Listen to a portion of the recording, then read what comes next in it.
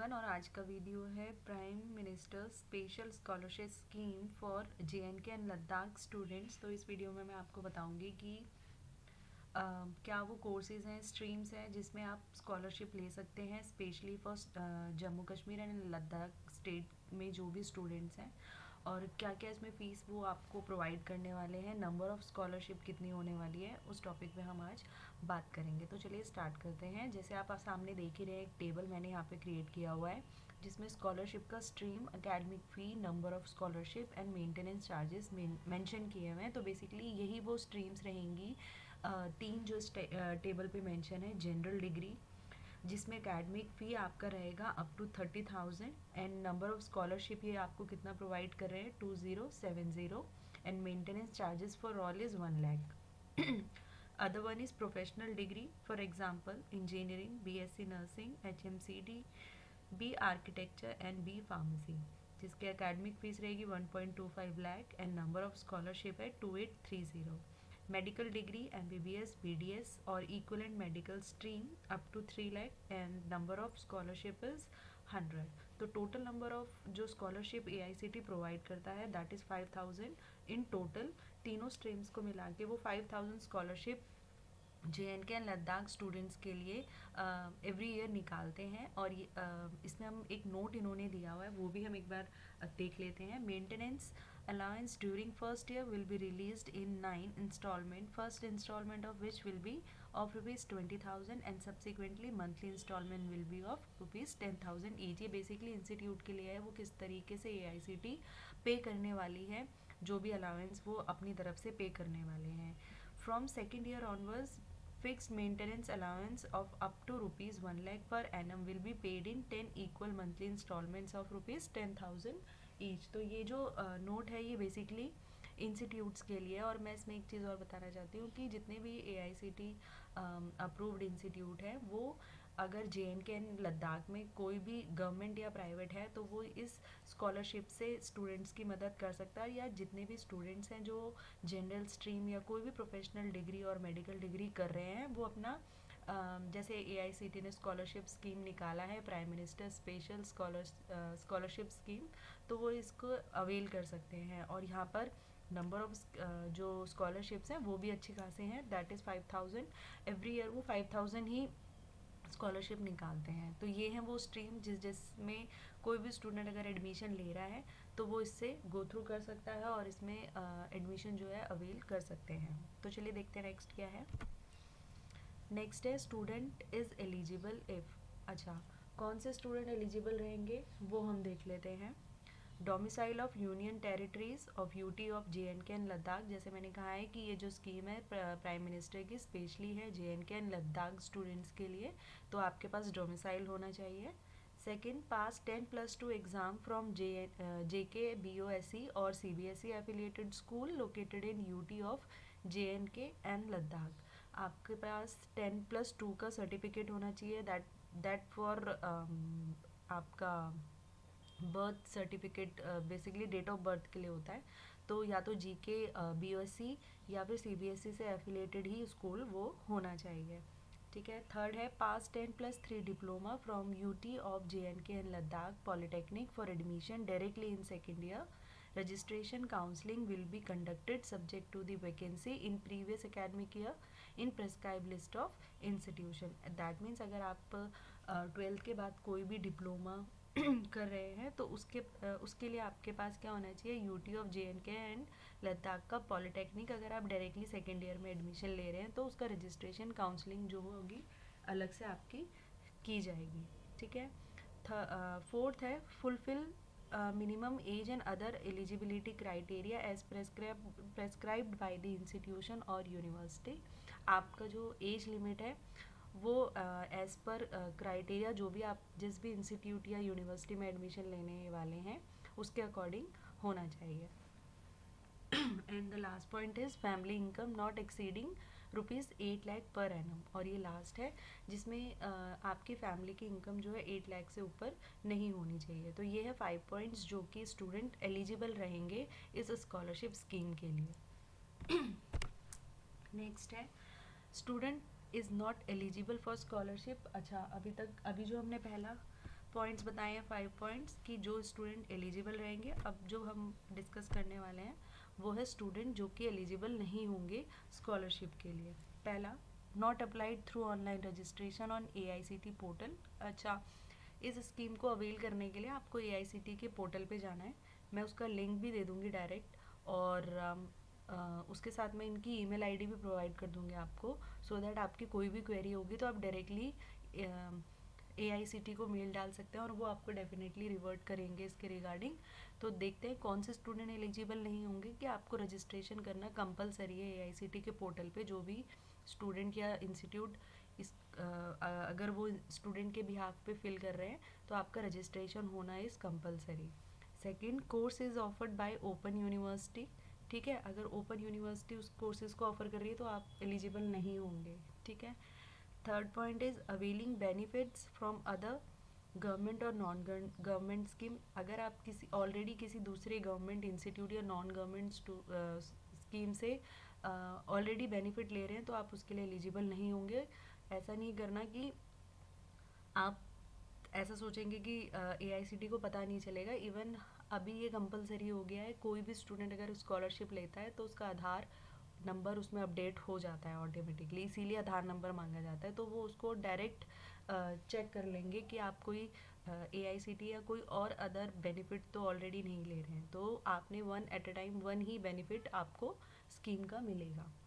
Next है admission to the course is through management quota. ठीक है, अगर आप मैनेजमेंट कोटा से आ रहे हैं तो आप एलिजिबल नहीं होंगे स्कॉलरशिप के लिए। ठीक है। Next point, joint institution other than those in AICT portal. ठीक है, मैंने बोला जो AICT अप्रूव इनके अलावा होंगे तो उसके लिए भी आप एलिजिबल नहीं होंगे। नेक्स्ट है परस्यूइंग एनी डिप्लोमा और पोस्ट ग्रेजुएट प्रोग्राम। ठीक है, अगर आप कोई भी परस्यू कर रहे हैं डिप्लोमा या पोस्ट ग्रेजुएट प्रोग्राम, वो स्टूडेंट एलिजिबल नहीं होंगे। And the second last one is admission is through agent और NGOs। अगर आपने एडमिशन जो है किसी भी एजेंट के थ्रू, जैसे मीडिएटर आ जाते हैं बीच में, उनके थ्रू लिया है या NGOs के थ्रू, तो आप एलिजिबल नहीं माने जाएंगे। एब्सेंट ड्यूरिंग द काउंसलिंग, तो दैट मीन्स आपका रजिस्ट्रेशन और काउंसलिंग होना इज़ मस्ट। तो जितने भी स्टूडेंट्स हैं अगर उन्होंने अपने आप को रजिस्टर कर लिया है या नेक्स्ट एकेडमिक सेशन में अब जो आएगा उसमें करेंगे, तो आपको रजिस्ट्रेशन करना है और प्लस काउंसलिंग करानी बहुत ज़रूरी है, क्योंकि बाकी चीज़ें तो अगर आप एलिजिबल हो नहीं हो वो डेफिनेटली आपको बता देंगे, रिवर्ट करेंगे। लेकिन जो दो मोस्ट इम्पॉर्टेंट चीज़ें आपने ध्यान रखनी है, that is registration online AICT के पोर्टल पे होना चाहिए, और एक आपने काउंसलिंग का ध्यान रखना है। ठीक है, तो ये थी अभी जो स्टूडेंट एलिजिबल है और जो स्टूडेंट एलिजिबल नहीं है। नेक्स्ट देखते हैं। नेक्स्ट है इसका प्रोसेस कैसे होता है, AICT इसको प्रोसेस कैसे करती है। तो AICT ने इस प्रोसेस को 4 स्टेजेस में बांट दिया है, जिसमें स्टूडेंट क्या करेंगे या इंस्टीट्यूट अगर आपके बिहाफ पे भरेगा तो वो किन स्टेजेस से होके उनको फ्लो जो प्रोसेस फ्लो होगा, मतलब प्रोसेस होगा इसका एप्लीकेशन का, वो किस तरीके से होगा। फर्स्ट स्टेज में होगा application registration and submission. That means institute या स्टूडेंट एप्लीकेशन में रजिस्ट्रेशन करेंगे, फिर अपनी बेसिक डिटेल्स जो भी उसमें मांगी जाएंगी वो फिल करने के बाद उसको सबमिट किया जाएगा। ठीक है, और सेकंड स्टेज में क्या होगा, choice filling and merit list. ठीक है, चॉइस फिलिंग करेंगे आप जो भी कोर्स के लिए आप जा रहे हैं, फिर उसमें मेरिट लिस्ट आएगी। थर्ड में क्या होगा, अगर आपका नाम मेरिट लिस्ट में होता है तो then online counselling, seat allocation and confirmation third stage में आपकी हो जाएगी। तो फर्स्ट में एप्लीकेशन सबमिट करा आपने, सेकंड में आपने अपनी चॉइस फिलिंग की, एंड देन उसी में ही मेरिट लिस्ट आएगा। मेरिट लिस्ट में जिन भी स्टूडेंट्स के नेम होंगे वो ऑनलाइन काउंसलिंग के लिए एलिजिबल हो जाएंगे, और काउंसलिंग कराना इज़ मस्ट। स्टेज 4 में क्या होगा, joining of college before last date and submission of DBT scholarship process start. That means आपको लास्ट स्टेज में क्या हो जाएगा, जो भी आपको लास्ट डेट दी जाएगी उससे पहले आपको ज्वाइन करना पड़ेगा। ठीक है, नेक्स्ट देख लेते हैं। तो ये जो बेसिकली हैं 4 स्टेजेस वो AICT के हैं जो अभी हमने डिस्कस किए हैं। नेक्स्ट देखते हैं। नेक्स्ट है sequence of events. Sequence of events में क्या होगा, इसमें 10 पॉइंट्स हैं जो कि आपको इसमें प्रोसेस पता चलेगा कि क्या क्या चीज़ें और कैसे कैसे आपको पता चलने वाला है कि ये स्कॉलरशिप स्कीम कब कब आती है और कैसे पता चलेगा। ठीक है, फर्स्ट है notification in newspaper and AICT website. तो इसका जो भी नोटिफिकेशन होगा एक तो न्यूज़पेपर में ज़रूर दिया जाएगा, और AICT के पोर्टल पे तो आपको कंपलसरी है कि वहाँ पर वेबसाइट पे आपको ये मिलने ही वाला है, क्योंकि उनकी लिंक ही वहीं से रजिस्ट्रेशन होना है, तो उन्होंने अपनी वेबसाइट में और प्लस न्यूज़पेपर में भी इस स्कीम के बारे में आपको बता दिया जाएगा। सेकंड में होगा online registration and application submission by the candidate और इंस्टीट्यूट भी फिल कर सकते हैं, वैसे तो कैंडिडेट ही करेंगे बिकॉज आप जो भी कोर्स के लिए जा रहे हैं तो आप ही इसको फिल करेंगे। तो ये कंपलसरी है कि आपको ऑनलाइन रजिस्ट्रेशन करना है, एप्लीकेशन को सबमिट करना है, ठीक है। कोई भी ऑफलाइन ये काम नहीं होता है। अगर आप किसी एजेंट के थ्रू इसको फिल कर रहे हैं, अगर वो आपको ये कहता है कि वो ऑफलाइन फिल करने का भी ऑप्शन है, तो वो नहीं है। AICTE सिर्फ और सिर्फ ऑनलाइन रजिस्ट्रेशन ही एक्सेप्ट करती है। तो अपना जो भी आपने एप्लीकेशन सबमिट करना है वो ऑनलाइन ही होगा बाय दी कैंडिडेट। थर्ड है online document verification by the facilitation cum documents verification centre. Then आपके जो भी डॉक्यूमेंट्स आपने अपलोड किए होंगे सेकंड पॉइंट में, वो आपके वेरीफाई किए जाएंगे, ठीक है। फोर्थ में क्या होगा, चॉइस फिलिंग होगी फ्रॉम कैंडिडेट्स लॉगिन। तो आपको अपने जो भी आपकी चॉइस है, स्ट्रीम जिसके लिए भी आप जा रहे हैं, वो आपने फिल करना है फोर्थ पॉइंट में। फिफ्थ में क्या होगा, अनाउंसमेंट ऑफ मेरिट लिस्ट। एक मेरिट लिस्ट निकाली जाएगी, जिन भी कैंडिडेट्स के नाम उसमें AICTE की वेबसाइट पे जो रिफ्लेक्ट करेंगे वो 6 पॉइंट के लिए आगे जाएंगे फॉर काउंसलिंग बाय AICTE। इसमें मल्टीपल राउंड भी हो सकते हैं। तो मेरिट लिस्ट आने के बाद आपके जो भी काउंसलिंग होगी वो कंपलसरी है। Point number 2 and point number 6 is compulsory. अगर आपने काउंसलिंग अटेंड नहीं करी तो आपको ये स्कॉलरशिप नहीं मिलेगा। सेवेंथ में है grievance redressal from candidates login. आपकी कोई भी क्वेरी है आप इसके थ्रू उसे सबमिट कर सकते हैं, या फिर सिक्स्थ पॉइंट में अगर AICTE आपसे कुछ और डॉक्यूमेंट्स मांगता है या कोई भी उनको नीड होगी, तो वो 7 पॉइंट के थ्रू ही रिजॉल्व होगा। तो इसीलिए 7 पॉइंट भी इम्पॉर्टेंट है। एट्थ है uploading of joining report online by candidate and reporting to allotted institution. जब ये 1 to 7 सारे ही प्रोसेस कंप्लीट हो जाएगा, उसके बाद AICTE आपको एक अलॉटमेंट लेटर देती है, या ज्वाइनिंग रिपोर्ट आपको वो बेसिकली देते हैं कि आप कंफर्म हो गए हैं, आप जो भी आपके डॉक्यूमेंट्स है वेरीफाई वगैरह हो गए हैं। देन आपको एक अलॉटमेंट लेटर दिया जाता है। वो आपने क्या करना है, कैंडिडेट को जो भी इंस्टीट्यूट के लिए वो जा रहे हैं वहाँ पर आपको रिपोर्ट करना होगा, ठीक है। नाइन्थ में क्या करना है, ज्वाइनिंग रिपोर्ट और आधार और बैंक वेरिफिकेशन होगी इंस्टीट्यूट की। तो ये इंस्टीट्यूट का काम होगा 9 पॉइंट में, कि जो भी आप उनको अलॉटमेंट लेटर देने वाले हैं, आधार और बैंक वेरिफिकेशन करेगा इंस्टीट्यूट। और 10th पॉइंट में क्या होगा, disbursal of scholarship to candidate start, ठीक है। फिर ये 1 to 10 प्रोसेस है, बेसिकली सीक्वेंस ऑफ इवेंट्स जो कि AICTE प्रोसेस करता है, कि कैसे वो नोटिस निकालेंगे, फिर रजिस्ट्रेशन होगा, फिर डॉक्यूमेंट का वेरिफिकेशन होगा, फिर कैंडिडेट चॉइस फिल करेंगे अपनी, फिर एक मेरिट लिस्ट आएगी, फिर काउंसलिंग होगी। देन आपको एक अलॉटमेंट लेटर दिया जाएगा, उस अलॉटमेंट लेटर को आपको इंस्टीट्यूट को इन्फॉर्म करना है, अपने आधार और बैंक डिटेल देनी है उनको। देन वो अमाउंट जो होगा और डिसबर्स हो जाएगा AICTE के थ्रू, ठीक है। तो नेक्स्ट देखते हैं। नेक्स्ट में है disbursal of maintenance and academic fees. कैसे AICTE मेंटेनेंस और एकेडमिक फ़ी देता है स्टूडेंट्स और इंस्टीट्यूट को, उसके बारे में डिस्कस कर लेते हैं। तो AICTE क्या करता है, मेंटेनेंस अलाउंस जो कैंडिडेट ने अपना बैंक डिटेल दिया होता है, जो कि आधार से लिंक है, उसमें जाता है। और जो एकेडमिक फ़ीस होती है वो डायरेक्टली इंस्टीट्यूट को जाती है उनके बैंक अकाउंट में, जो भी उन्होंने फिल करते हो टाइम AICTE को दिया होगा, ठीक है। तो AICTE ने 2 पार्ट्स में आपको अमाउंट देने हैं। मेंटेनेंस अलाउंस कैंडिडेट के अकाउंट में जाएगा, जो कि आधार से लिंक होगा, एंड द एकेडमिक फ़ीस जो जाएगी वो डायरेक्टली इंस्टीट्यूट को जाएगी, वो कैंडिडेट के पास नहीं आएगी।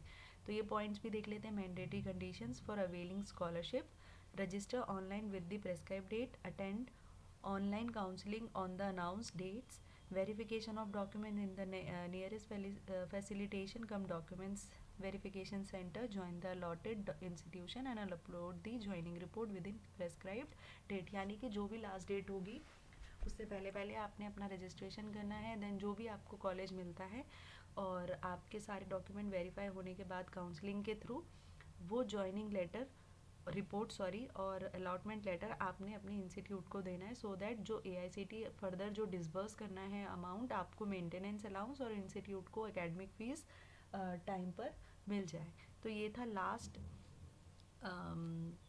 जिस प्रोसेस जो मैं आपको ये बताने वाली थी। और इससे रिलेटेड आपकी कोई भी क्वेरी हो जिसमें आप पूछना चाहते हैं regarding that scholarship of Prime Minister Special Scholarship Scheme for JNK and Ladakh student, तो आप मुझे ईमेल कर सकते हैं technicalinstitutemedia@gmail.com पर। Thank you.